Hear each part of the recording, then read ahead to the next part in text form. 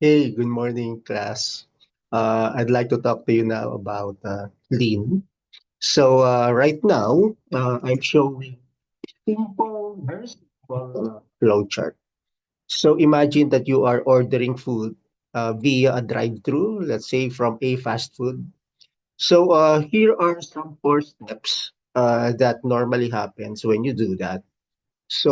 First you order food from the drive-through counter, right? So you talk to the person who is there and give your order, let's say cheeseburger and soda. After that, you'll be paying. Then after that, you go to a window to claim your food and then get food. So let's just focus on these four steps. So, imagine that you are really there, and imagine visualize what happens when you do that. Perhaps when uh, you are at the drive-through counter, maybe there are changes that's happening in your mind. So initially you want a cheeseburger, but suddenly you wanted something else, right?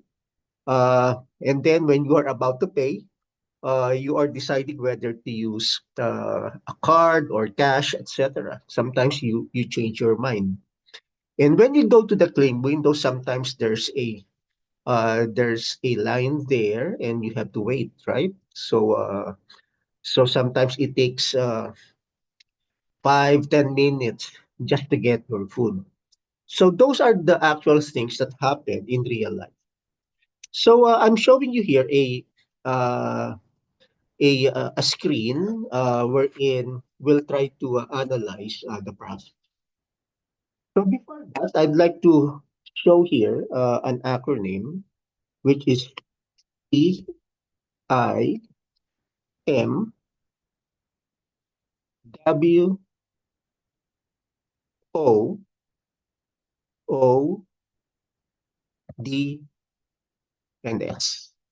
So Teamwood. So T stands for transport. So let's extend this a little bit. Yes. So T is transport, I is inventory, M is motion, W is waiting, O is over processing,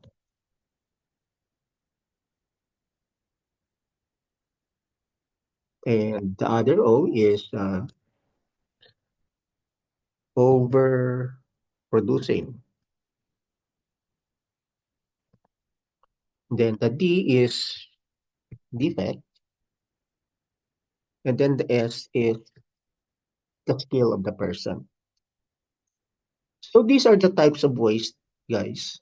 So earlier, when we visualized the drive-through process, we mentioned that at some of the process steps, we are sometimes waiting 5-10 minutes. So let's put there 5 minutes of waiting, and sometimes maybe the food that we ordered is not to our liking. So there is a food being not delicious, for example.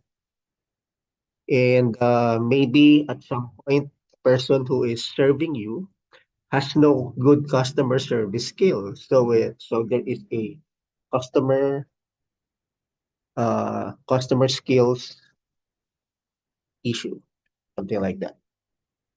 So these are some wastes that we encounter uh, during this process. And this normally causes customer dissatisfaction. That's why when we analyze our processes, it is really very important for us to determine whether some of these are inherent to the process so that we can eliminate those and make the process more customer friendly. All right, guys. So that's what Lean is all about.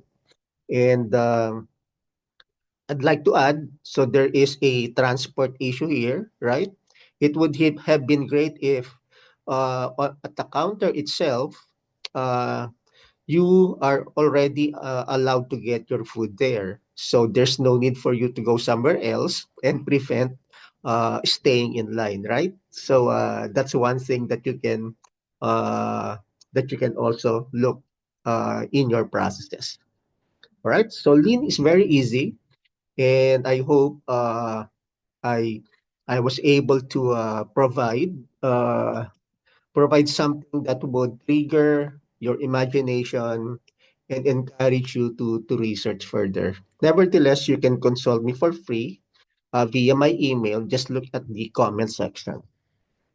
So the last thing that we will discuss today is the line chart. So remember this. This is the data that we had during the early part of the workshop. So guys, to do a line chart, all we need to do is to highlight both columns and click on insert and click on the recommended chart. Normally, it will give you automatically the line chart. So there's the line chart. So choose this one and then click OK. So there's your line chart. So the next thing that we need to do is a trend line. So just right click on any part of the line and then click on add trend line. So automatically you will see a trend line. And you will see when it is the black belt who is doing this, they would add the line equation and the R square.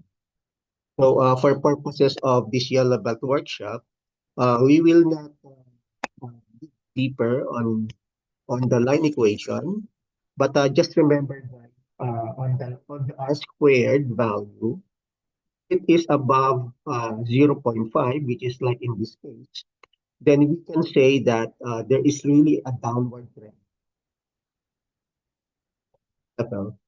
So the two requirements in determining whether there is a trend or not is that at least we need to have 12 data points, and we do have more than 12 data points here.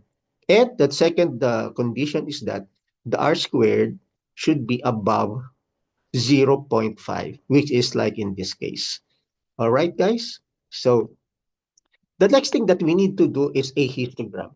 So let's do a histogram here. So I'll highlight this one and just click on this. Have this. Uh, Try to get this for free. So click on Excel stat, and it will provide this that it has. Let's wait for it. So I just clicked on it, and let's wait for the button for histogram. So there you go, guys. So there's a histogram button there. So I clicked on it.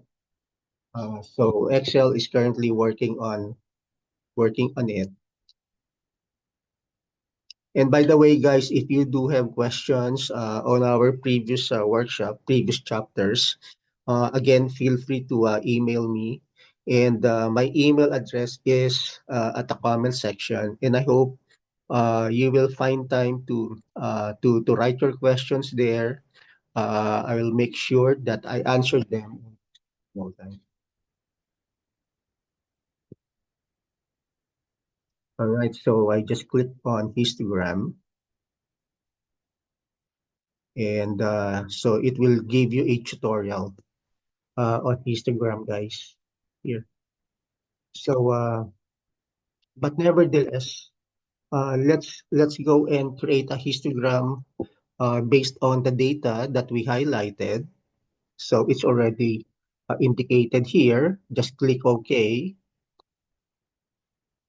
and then oops, it's referring us to the tutorial. So let's remove this, guys. The tutorial. So let's remove that. So just let's go here first.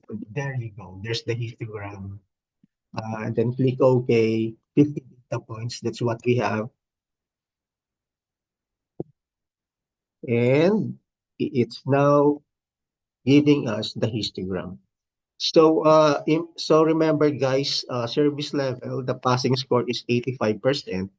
So based on the data that we have most of our data are actually good, above 85%. But those data that are the ones that are being remembered by the customers. Those are the time that they have waited on the phone before getting an agent to answer their calls.